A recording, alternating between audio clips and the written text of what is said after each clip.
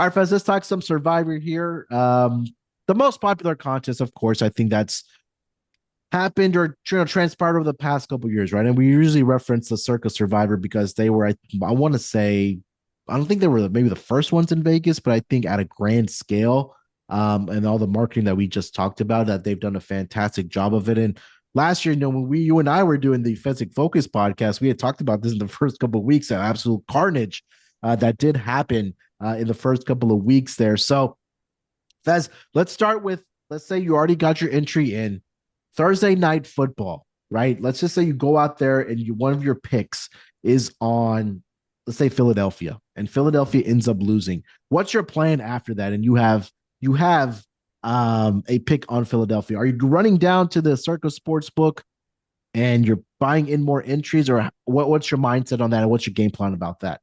Oh my goodness, this is complicated but it's simple. And the internet's losing their mind. I got experts screaming at me that I have no idea what I'm talking about. But what's going on is that it's very unclear whether you should ever use Philly in a Survivor. All right, the correct answer is you should not. It's not optimal because you want to save Philly for Christmas and New Year's. Right.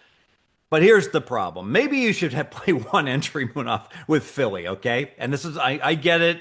If you're in Maine and you're a doctor, if you're in, Hilton Head, South Carolina, you can't make it to Vegas in time to take advantage of this. That's unfortunate, but all right. But if you have access in Vegas to the contest, if Philly wins, you are paying a rake. And what is the rake? You're paying the rake of all the people that start out 1-0 and you're 0-0. So you wake up Friday morning, you're feeling good, you signed up for Circa Survivor, your entry is no longer worth $1,000. It is worth, now, it's not as bad as it looks because people did burn Philly and you'd like to save Philly, right? But Yeah. you'd still rather be 1-0 than 0-0. And the best evidence I can give of that is, let's assume week one, Philly was playing the University of Dayton. All right. And Philly was laying 112 points. All right. Would you use Philly in Survivor then before the game started? Probably, right? Yes. Yeah. Even though, that's my point, is that Right. getting a sure 100% victory, the bird in the hand, it's really hard to pass on that and say that that doesn't have positive equity, even though it's not as much positive equity as we would have if we could get a win with Jacksonville or a team like that, Yeah. obviously. Okay.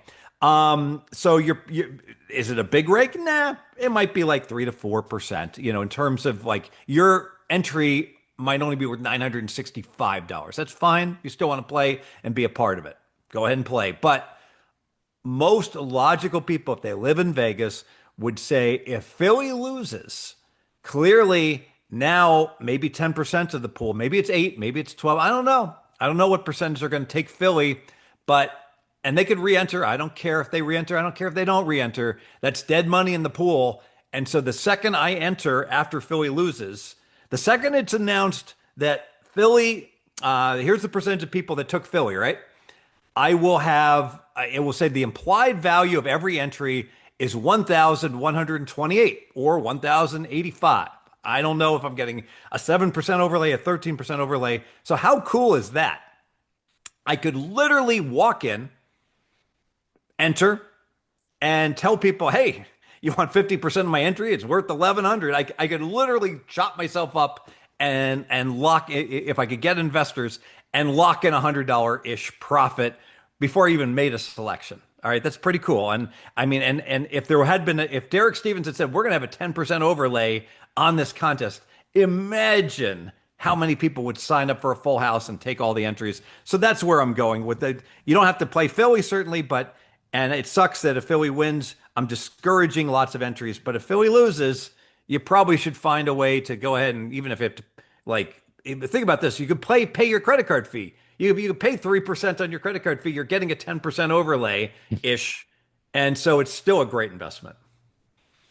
So what I should have mentioned with Circa Survivor is that, and you had alluded to this earlier, that Thanksgiving Day is a separate week along with the weekend games, and then also Christmas Day games are also a separate week along with Christmas weekend after that. So keep that in mind. So, Fez, you enter the Circa Survivor contest. of course, everybody maps out how their survivor is going to, or how you're going to play it for the entirety of the season, right? There's certain teams that maybe people want to fade to play against, whether it's the Saints, whether it's the Giants, whatever. You enter the Circus Survivor contest. What is your first plan? Are you mapping out, like you mentioned, you don't want to maybe burn Philadelphia early, but how are you mapping out your Circus Survivor, entries as you progress from week to week? Well, what you mentioned is optimal, and then you change your paths depending upon the circumstances that occur. Right. I'm too busy, so I'll look at teams available Thanksgiving and Christmas, and I'll say, boy, it'd be a good idea to keep two of them in my back pocket and try not to use those teams. So does that hurt me overall? Yes. Does it hurt me a lot? No. I mean, how big a mistake can it possibly be for me just to like say I'm gonna smoke dope all week, not pay any attention, and take Denver? They're the biggest favorite. And you're like, well, you don't want to be in with the masses, but guess what? I'm not going to be in with the masses because everyone's too cool for school, and everyone knows like the word is out. You want to deviate your picks from everyone else's. Bold prediction: less than half the people will take Denver, but Denver's clearly the optimal pick to take. Yeah. So if only 40% of the people are taking Denver, hey, good luck. Go ahead and take Jacksonville. Go ahead and take the Bengals. Good luck with that. I mean, there'll be some people that will take crazy picks where some people will take Miami or Indy as an example because they'll like those teams, and those are so suboptimal. And here's why: because at the end of week one, if you take a team that's a pick 'em, even if you love that team, I mean, you're only going to get through half the time, right? Whereas everyone who's taken Denver is going to get through 78% or whatever it is. So you talk about dead money right off the bat. Yes, if one of those Indy or Miami wins, you've got a better and a different path and a better path, but it might be worth maybe 5%, 3%, not even that in terms of equity versus the equity you're flushing down the drain, with like being out half the time.